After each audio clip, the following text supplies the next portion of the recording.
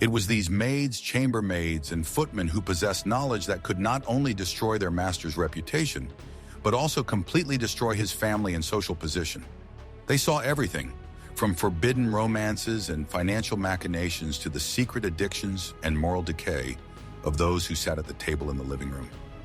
Watch the video to the end to find out the true price of servitude and why some secrets that leaked beyond the walls of the mansion led to the most unpredictable and dramatic consequences.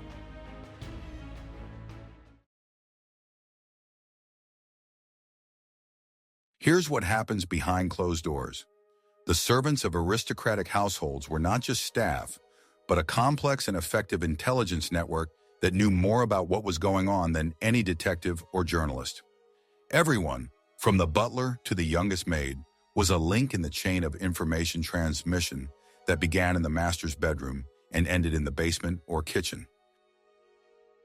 They communicated using a special language of gestures, subtle glances, and half-whispers that were completely incomprehensible to outsiders, but perfectly clear to those in the know.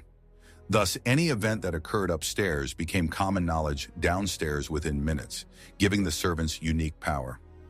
Knowledge of this underground exchange of information allowed them not only to avoid trouble, but also to earn extra income from gossip. This invisible communication system had a strict hierarchy, with the butler and lady's maid playing key roles, as they possessed the most important information about finances and personal life. The butler controlled incoming and outgoing flows, knew about his master's debts and his night visits, and the lady's maid saw personal correspondence, jewelry, and traces of secret trysts on clothing. Junior servants, such as maids and errand boys, acted as couriers, spreading rumors between mansions within a single block or even an entire neighborhood. No phone call, no letter, no quarrel went unnoticed by this constantly operating surveillance system, which made the house completely transparent to those who served it. The head maid, for example, saw what books the lady read, what time she returned home from her walks, and how often she received certain guests. She noticed the nervousness in her voice, the trembling of her hands, and the sudden tears that the lady carefully hid from her husband or children. She was the one who prepared the clothes for going out, which meant she knew about unscheduled trips and visits that were hidden from everyone else. All these small details added up to a big picture that gave a complete picture of the real state of affairs in the family, which was very different from the facade that was shown to society.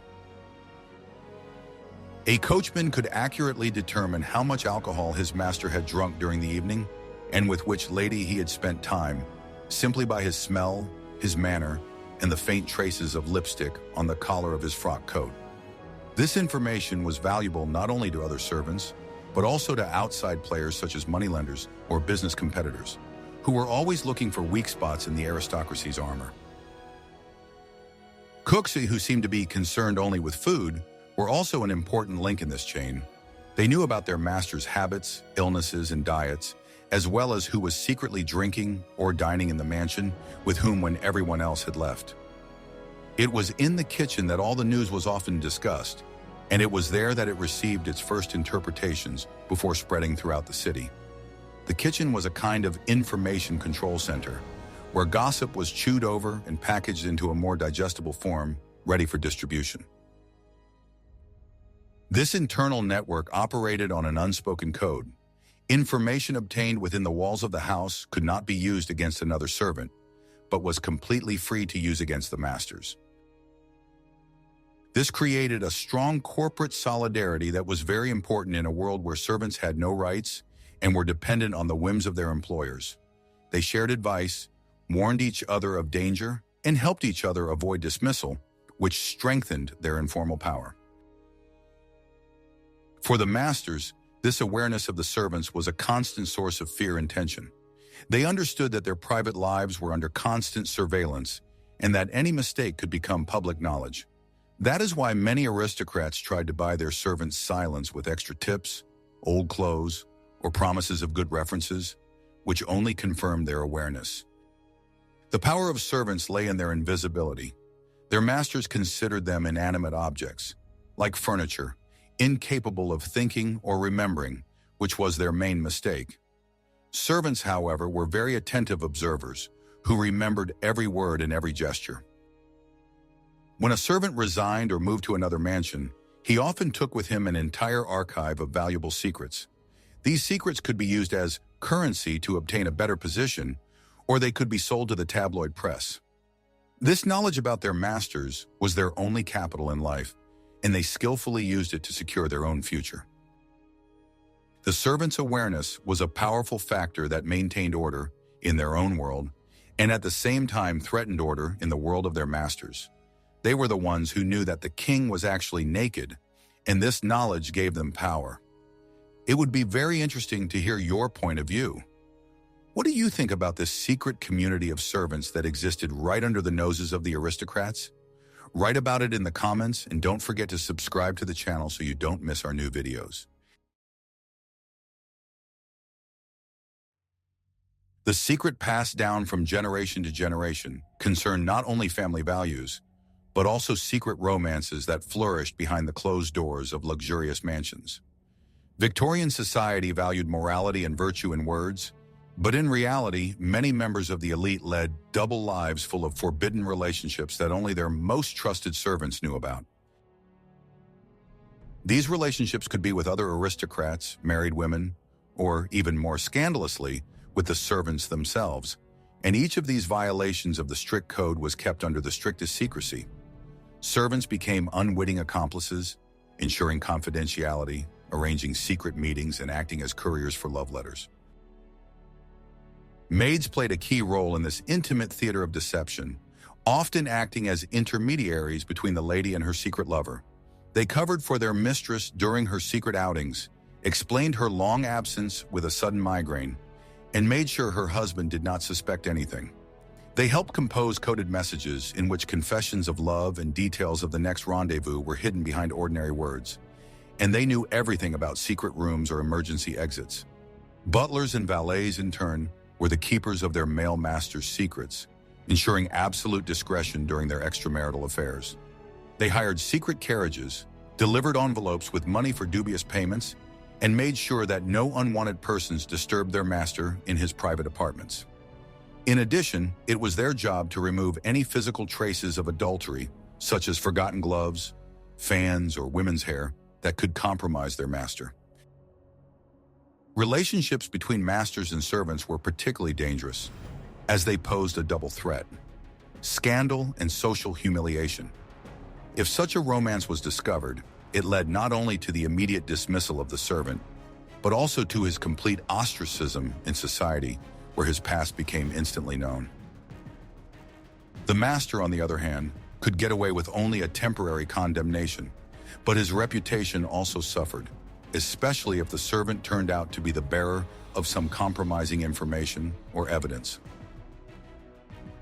Often, servants discovered evidence of marital infidelity quite by accident, through a forgotten letter, a hidden portrait, or an unusual gift found in a closet.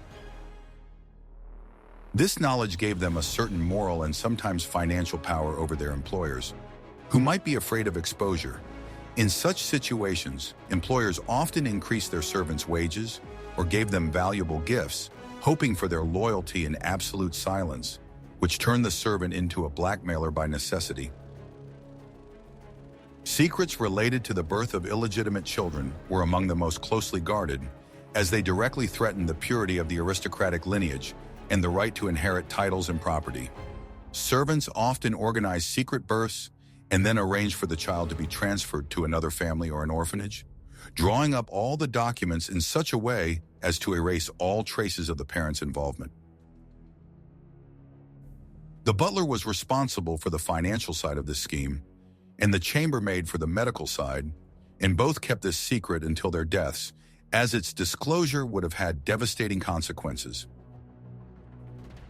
Thus, mansions became fortresses, inside which a constant battle was waged to preserve the secret, and the servants were on the front lines of this war, acting as guards and liquidators of the consequences.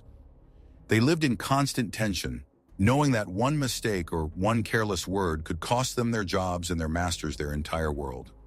This proximity to the intimate details of the elite's lives created an atmosphere of constant mutual distrust, where no one was truly innocent. Their silence was incredibly valuable, and their employers understood that they were buying not just labor, but complete discretion. For the servant, this silence was part of their professional honor and the key to long-term employment, because no one wanted to hire someone who might talk about their previous employers.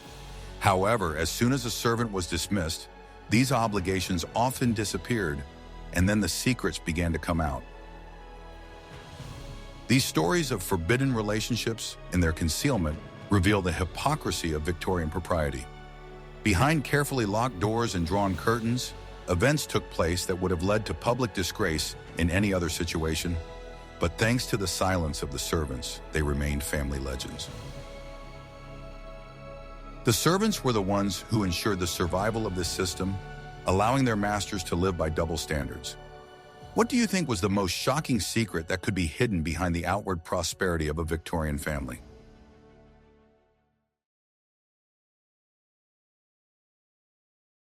I will reveal the most closely guarded secret of the Victorian mansion.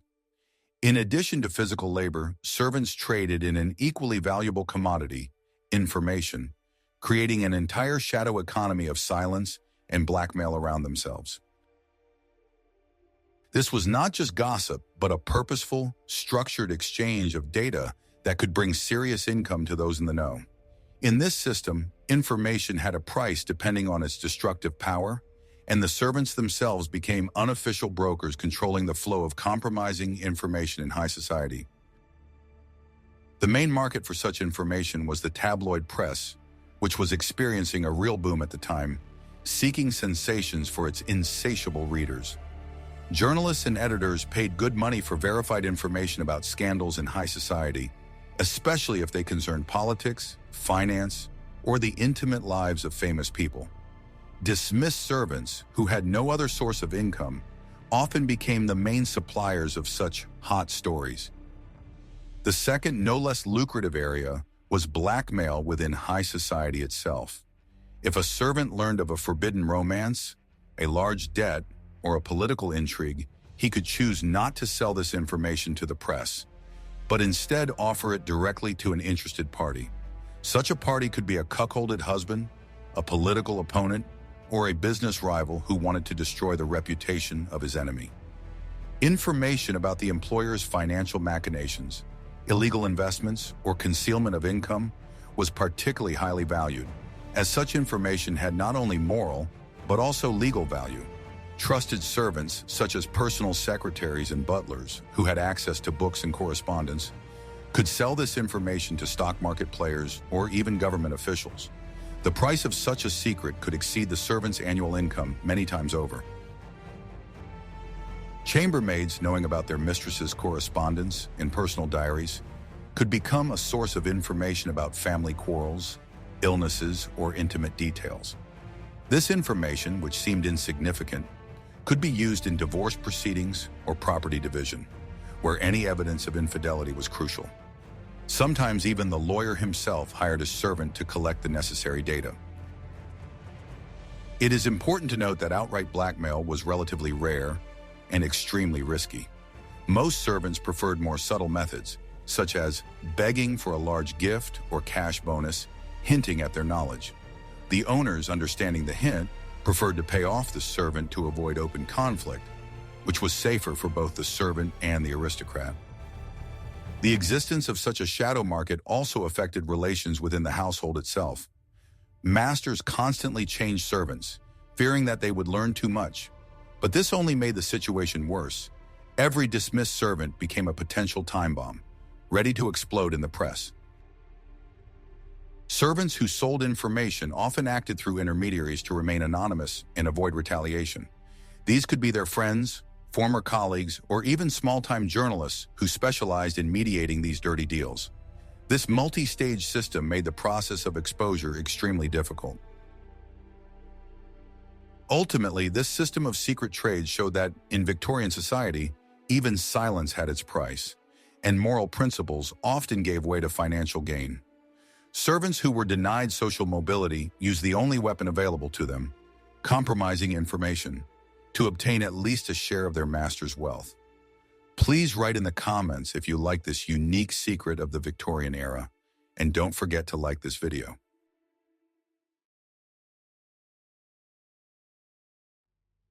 Are you ready for the shocking truth about how the glamour of aristocratic life hid frightening financial abysses that were known only to the most trusted servants?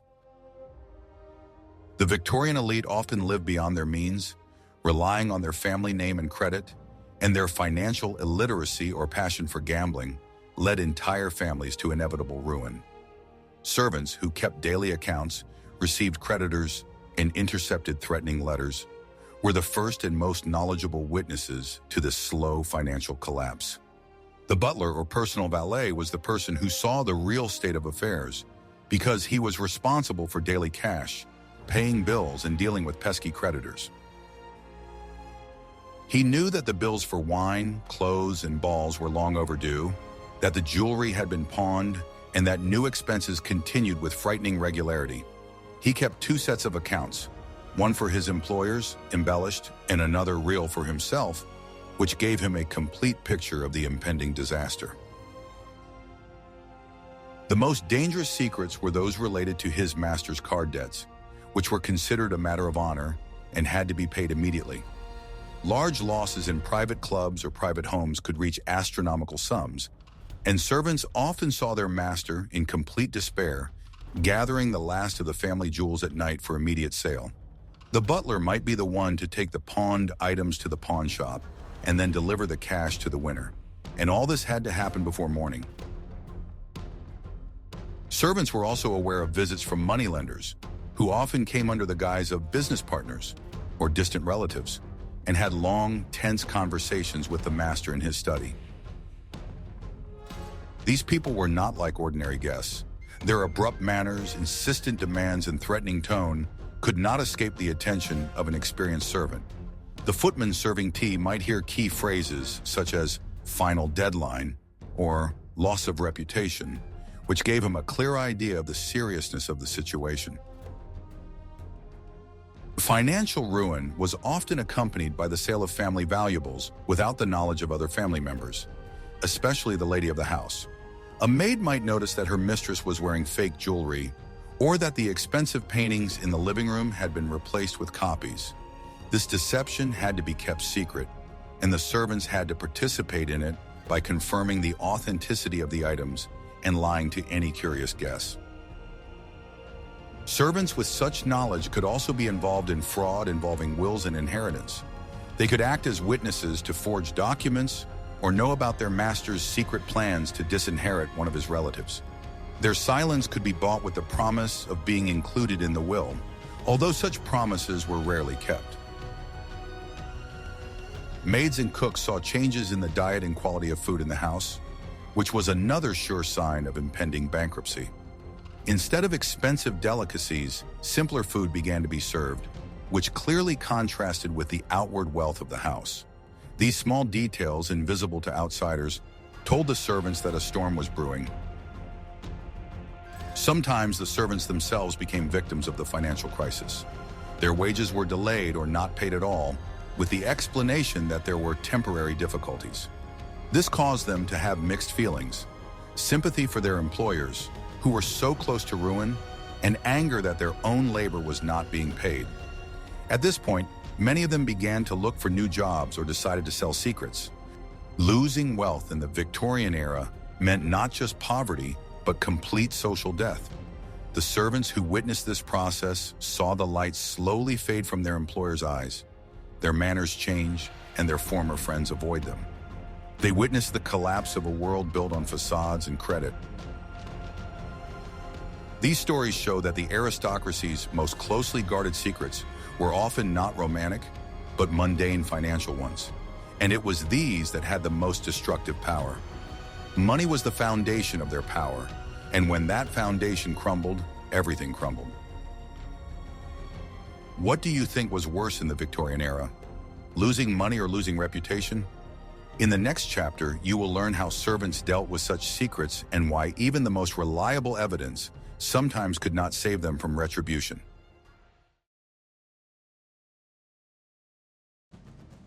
As the head of all the domestic staff, the butler was not just a manager, but a true chronicler and archivist of the house, whose personal records contained all the unspoken evidence of his master's lives.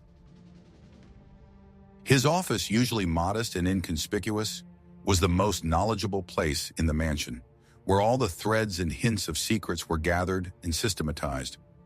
Over many years of service, he accumulated information that, if published, could become the biggest scandal of the century.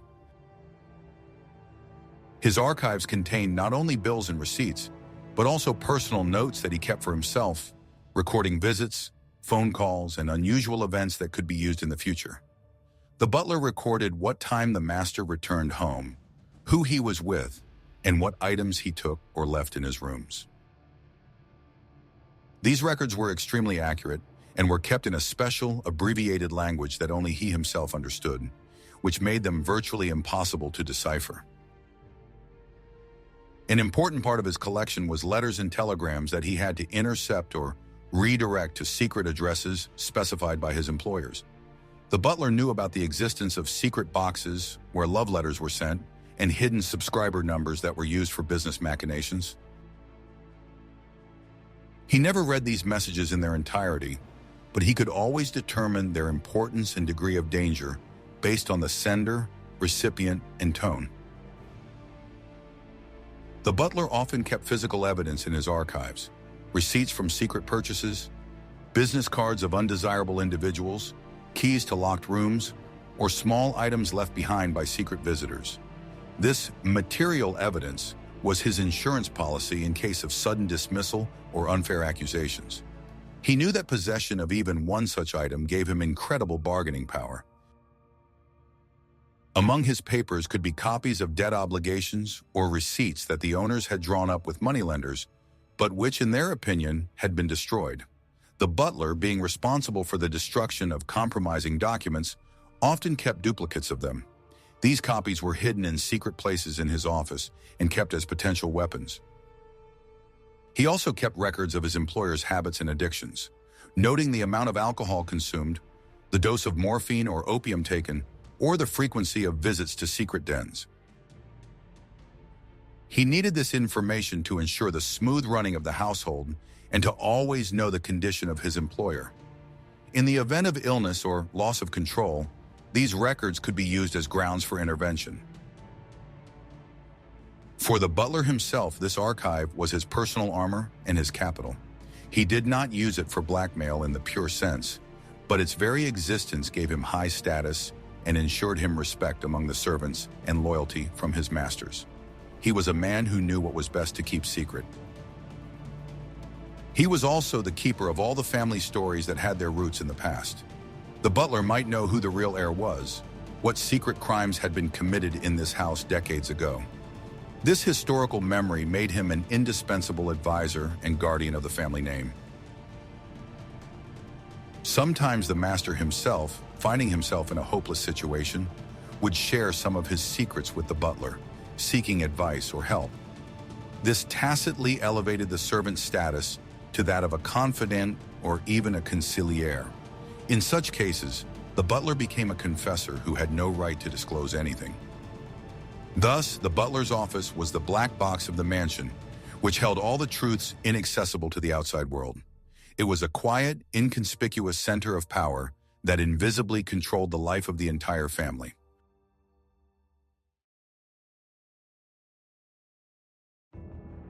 The truth that will shock you is that a secret culture of opium, morphine, and other narcotic substances flourished in Victorian mansions, strictly hidden from the public eye.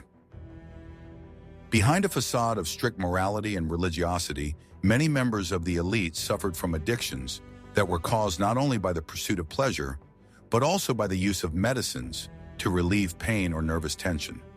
Servants, especially chambermaids and personal valets, were the ones who supplied the drugs, covered up the traces, and watched over the physical and moral decline of their masters. At that time, many opiates, such as laudanum, an opium tincture and alcohol, were sold legally and widely advertised as a universal remedy for headaches, women's ailments, and insomnia. However, regular use of these medicines quickly turned ordinary people into addicts, which became a serious problem requiring constant and secretive care. The chambermaid was the person who had to monitor the dosage and ensure that supplies were replenished, often obtaining these substances in secret from everyone else. Valets and personal servants of men also faced addictions, which were often associated with large doses of alcohol mixed with cocaine or other stimulants that were used to maintain a fast pace of life. They had to bring their master to his senses after nights of revelry, prepare special solutions for him to relieve his hangover, and make sure he did not lose consciousness during an important reception. This service required not only physical strength, but also complete discretion. Opium was particularly dangerous, as it was often smoked in special rooms where servants had to ensure absolute silence and the absence of foreign odors so that none of the guests would suspect anything was amiss. The butler was responsible for purchasing opium and smoking equipment, while the valet was responsible for airing out the rooms and destroying any traces. This process turned them into unwitting accomplices. The servants saw how addiction slowly changed a person, making them irritable, weak, and incapable of normal life. They watched as an aristocrat who had been brilliant and witty yesterday quickly turned into a pitiful, trembling shadow of his former self, craving another dose. This proximity to their master's weakness made the servants aware of their own power.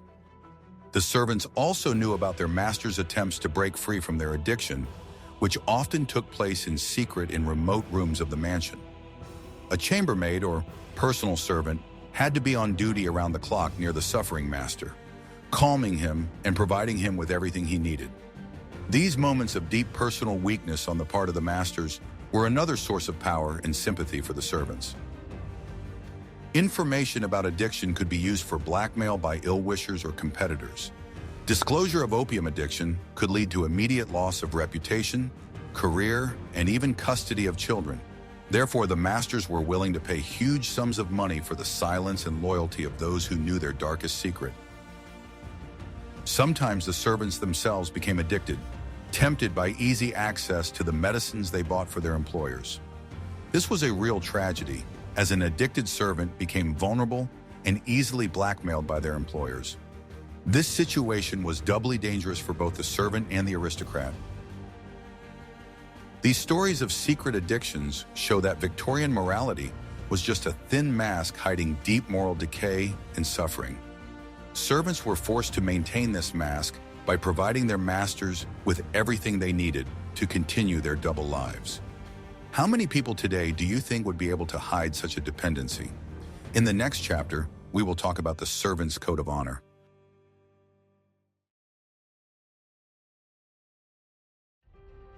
Despite the opportunity to sell compromising information and reap great benefits, most servants kept their mouths shut, guided not only by fear, but also by an unspoken code of honor and pragmatism. This code of silence was vital for survival in their own hierarchically organized world. Violating this unwritten rule threatened not only immediate dismissal, but also the complete inability to find work in the future, which was tantamount to social death. The main deterrent was the recommendation system, which was the cornerstone of employment in Victorian England. No self-respecting aristocratic household would hire a servant without a written or verbal recommendation from a previous employer. If a servant was caught spreading gossip or worse, blackmailing, their reputation was destroyed, and they were left with no choice but to work in the lowest class establishments. Butlers and senior maids, who were often veterans of the service, strictly enforced this code among the junior staff.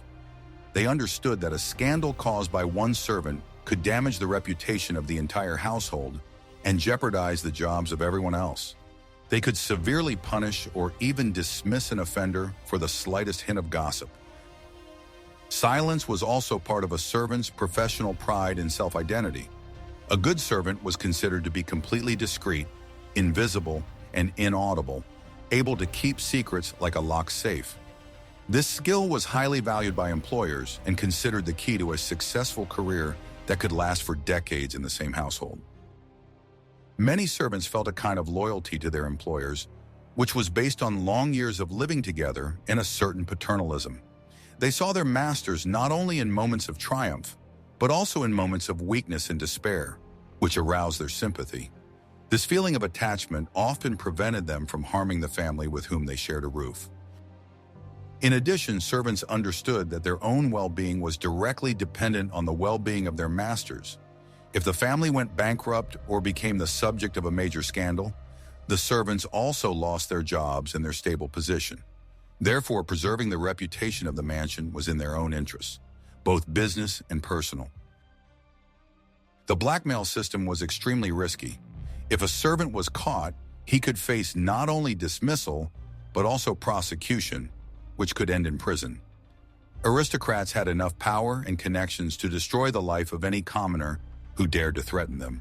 This fear of retribution was very strong. Junior staff often shared gossip among themselves, but it was internal consumption that rarely went beyond their circle. They knew where the invisible line was between harmless discussion and dangerous dissemination of compromising information. This strict self-control was the product of a harsh school of life.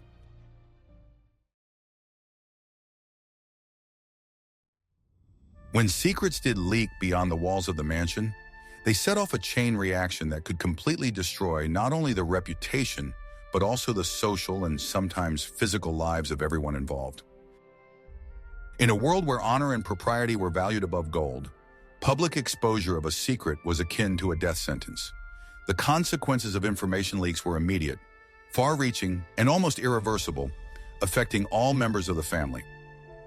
The first and most obvious consequence was immediate social ostracism. The family that became the subject of scandal was no longer invited to receptions, avoided by friends and partners, and instantly barred from the most prestigious clubs and salons. They became pariahs whose names could not be mentioned in polite society, and this was an incredibly heavy blow. If the secret concerned finances, it could lead to an instant stock market crash, loan recalls, and bankruptcy. Banks and creditors, fearing insolvency and loss of reputation, demanded immediate repayment of debts, which often led to the sale of family property at auction. Financial ruin was not just a loss of money, but a loss of an entire way of life that had been carefully built up over centuries. Scandals involving marital infidelity or illegitimate children often led to high-profile and humiliating divorces, which were extremely rare at the time. Divorce meant losing custody of children, dividing property, and eternal shame for both parties, but especially for women. The entire private life was exposed to public scrutiny in court, and newspapers relished every sordid detail. Secrets related to political or business intrigues could lead to criminal prosecution and imprisonment. If a servant provided evidence of fraud or treason, it was a direct path to disaster for the master. Cases where aristocrats ended their lives in prison or on the gallows were rare but very telling. The consequences for a servant who spread information were also serious. If he could not prove his case, he faced trial for slander and long years in prison, and if he acted out of blackmail, he faced retribution. Even if a servant managed to escape punishment, he became a permanent outcast in his own professional environment. Leaked secrets also affected future generations. Children whose parents were involved in a scandal faced difficulties in getting married, and it was harder for them to get an education and find a job. The shadow of scandal could haunt a family for decades, becoming part of its dark history. Sometimes, driven to despair, the owners committed suicide, unable to bear the shame and public humiliation. Rumors of this only intensified the scandal and attracted even more media attention. Such a dramatic end to life was the last and saddest act in this theater of hypocrisy.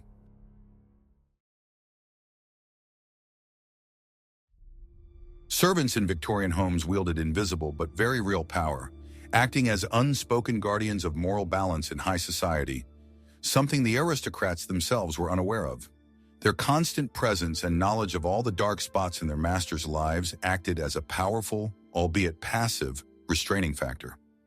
Aristocrats often restrained themselves, knowing that behind them stood those who knew the truth, and this knowledge regulated their behavior. The most powerful aspect of this invisible power was that the servants were the only source of truth for their masters, who often lived in a world of self-deception and flattery. The butler or chambermaid could quietly correct the situation, preventing a disaster before it happened. For example, they could intercept a compromising letter or arrange a meeting that would prevent a major scandal. A valet could, seemingly by accident, leave a book about the dangers of gambling on his master's desk, or a chambermaid could forget a letter from her husband in a prominent place, reminding her mistress of her duty. These small, almost imperceptible actions were attempts by servants to bring their masters back to the right path without resorting to direct intervention. They acted as unofficial moral guides. Servants also had power over reputation, as their personal opinions of their masters often became the basis for rumors that spread throughout the city's network of servants. If the servants respected their masters and considered them honest, public opinion was more favorable. If they despised them for cruelty or hypocrisy, the rumors were the most poisonous. The butler often acted as a mediator in internal family conflicts, especially between spouses. Knowing the real reasons for the quarrel, he could tactfully intervene, settling the conflict before it escalated into a public scandal. He could dissuade his master from making a hasty decision or give advice that seemed to be offered casually. This power was based on a thorough knowledge of human nature and psychology. Servants who had observed their masters for many years knew their weaknesses, fears, and secret desires better than their own families. This knowledge enabled them to manipulate situations in order to maintain order in the household. It was impossible for the masters to acknowledge this power, as it would mean admitting that their own servants had a certain superiority over them. They preferred to believe that the servants acted out of loyalty and fear, unaware that their actions were often dictated by their own code of honor and pragmatism. It was an unspoken agreement that allowed both sides to maintain their dignity.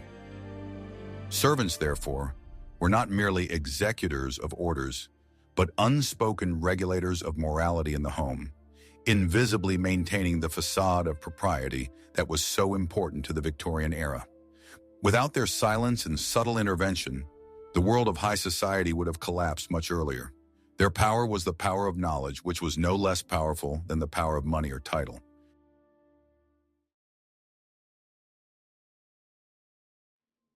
The legacy of the invisible witnesses of the Victorian era is still alive today, because it is thanks to the memories and testimonies of servants that we know the true, unvarnished history of those times. After the Victorian world began to change, and the old system of servants gradually disappeared, many of these keepers of secrets decided to tell their stories. They wrote memoirs, gave interviews, and published their diaries, revealing the most intimate secrets of their former employers. These books and publications became a real sensation, as they revealed to the public the double life of the aristocracy that was hidden behind luxurious facades. Readers eagerly devoured stories of forbidden romances, financial ruin, secret addictions, and the moral decay of the elite. These testimonies served not only as entertainment, but also as powerful social commentary on the hypocrisy of the time. The memoirs of former butlers, maids, and cooks became a valuable historical source that allowed researchers to see the everyday life of aristocrats without embellishment. They described the real working conditions, the hierarchy system, and the complex relationships between servants and masters. These stories gave a voice to those who had been invisible for centuries. Of particular value were the diaries and personal notes that servants kept for themselves, recording important events and their thoughts. These records were more honest and impartial than official chronicles, as they were not intended for publication. They gave us a glimpse behind the scenes of history and showed us how real people lived. Many of these secrets, made public decades later, could no longer harm their protagonists, but they forever changed our perception of the Victorian era. They showed that behind the outward strictness lay human passions, weaknesses, and vices that were common to all strata of society. The servants who witnessed this drama became its last chroniclers. The story of these invisible witnesses teaches us that power always lies where knowledge lies. Servants deprived of wealth and social status possessed the most powerful resource of all: information. They used it to protect themselves, to secure their careers, and ultimately to write the truest history. The secrets they kept became part of our cultural heritage. They inspired writers, directors, and artists to create works that are still popular today. These stories about life below and above continue to capture our imagination. Ultimately, it is thanks to the silence and later the revelations of servants that we can now understand the complexity and contradictions of the Victorian era. They were the ones who knew too much, and their knowledge became our knowledge. Their legacy is proof that history is written not only by kings, but also by those who serve them.